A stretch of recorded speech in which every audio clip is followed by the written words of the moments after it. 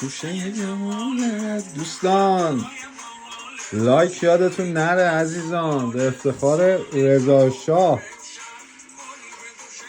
لایک یادتون نره. کریسمستون هم مبارک. امیدوارم که سال میلادی سال پرخیر و برکتی باشه واسه همتون عزیزای دل.